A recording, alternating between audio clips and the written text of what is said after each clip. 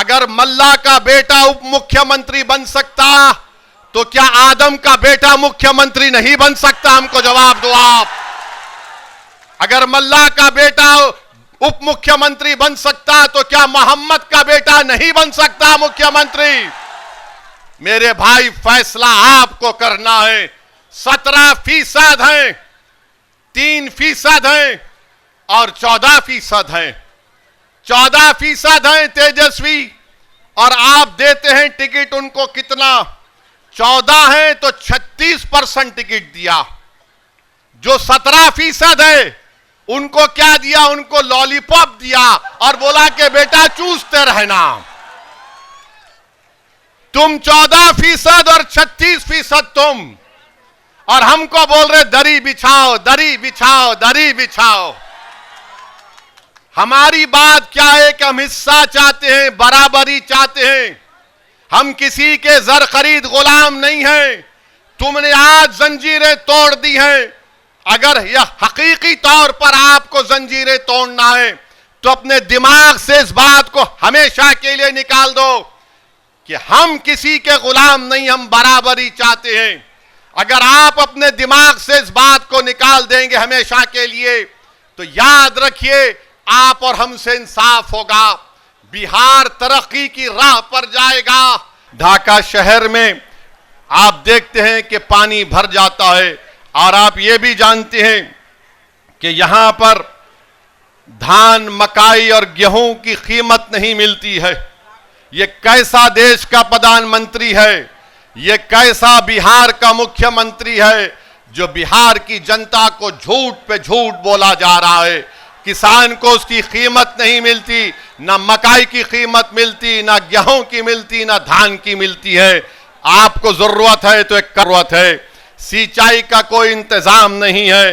Diesel tubewell की वजह इस्तेमाल करने की वजह से किसान को बड़ी तकलीफ हो जाती है, उसके मुनाफे में कमी आ जाती है। क्या इस विधायक ने यहां पर किसानों के लिए कोई कोल्ड स्टोरेज का इंतजाम किया? जोर से बोलिए, इंतजाम किया? अल्लाह करे कि उसकी कान में आपकी नहीं की आवाज सुनाई दे दे। आप बताइए, बीजेपी और जेडीयू बार बार कहते हैं कि हमने ऐसा कर दिया। अरे ये तमाम यहां पर ढाका विधानसभा में कुछ काम नहीं हुआ, बल्कि आप देखते हैं कि एक मंसूबाबंद तरीके से ढाका विधानसभा को कमजोर कर दिया गया। तो हम उम्मीद करते हैं आपसे कि आप 11 तारीख के दिन अपने के वोट का इस्तेमाल करेंगे। दूसरी तरफ एक और पार्टी है, इंडिया अलायंस, अपने आप को गठबंधन कहती है। अब गठबंधन की हकीकत यह है कि जो हमारे वीआईपी पार्टी के लोग हैं, अभी इलेक्शन शुरू नहीं हुआ तो उनके जिम्मेदार ने कह दिया कि बिहार में हमारा मल्ला समाज की आबादी 3% है और हमारा उप मुख्यमंत्री होगा। मैं आपसे पूछना चाहता हूं, अगर मल्ला समाज जो 3% की आबादी है और वो तेजस्वी के बाजू बैठकर कहता है कि मंत्री होंगे, मैं ढाका की आवाम को और बिहार की जनता को और खास तौर से 17% अल्पसंख्यक समाज को एक पैगाम दे रहा हूं। 3% है और उनकी ताकत को देखो आप, उनके सियासी शऊर से सबक हासिल करो आप, और उनकी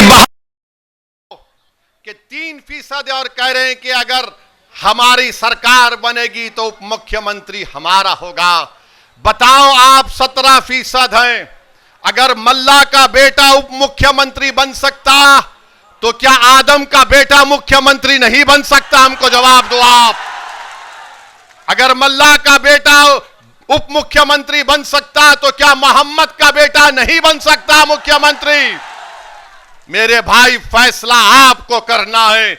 17% हैं, 3% हैं और 14% हैं। 14% हैं तेजस्वी और आप देते हैं टिकट उनको कितना? 14 है तो 36% टिकट दिया। जो 17% है उनको क्या दिया? उनको लॉलीपॉप दिया और बोला कि बेटा चूसते रहना।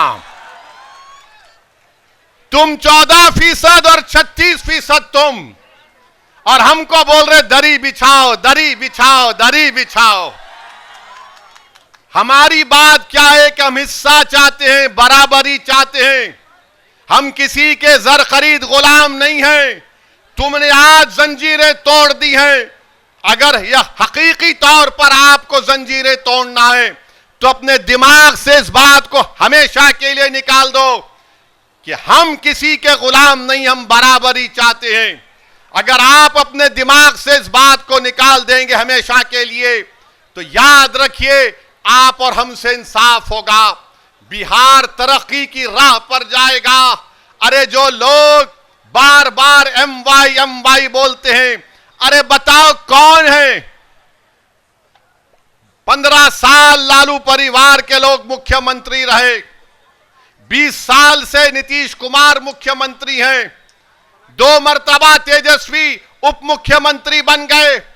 अरे हम पूछना चाहते हैं कि आखिर हमारा रोल क्या है? मजलिस आपको कह रही है कि राणा रंजीत हमारा बेटा, हमारा भाई है। आप राणा रंजीत को वोट भी डालेंगे और वोट भी हासिल करेंगे। याद रखिए, डरना नहीं है बीजेपी से। जमहूरियत है, ये चंपारण की सरजमीन है। जुल्म करने वाले अंग्रेजों को हमारे बुजुर्गों ने मार मार कर भगा दिया था अंग्रेजों को। अब आपको सिर्फ 11 तारीख को वोट डालना है राणा रंजीत को। क्या आप वोट डालेंगे राणा रंजीत को? क्या आप इन तमाम की बत्ती गुल करेंगे? तो बत्ती गुल करने का तरीका यह है कि पतंग छाप पर बटन दबाइए, बटन दबाइए।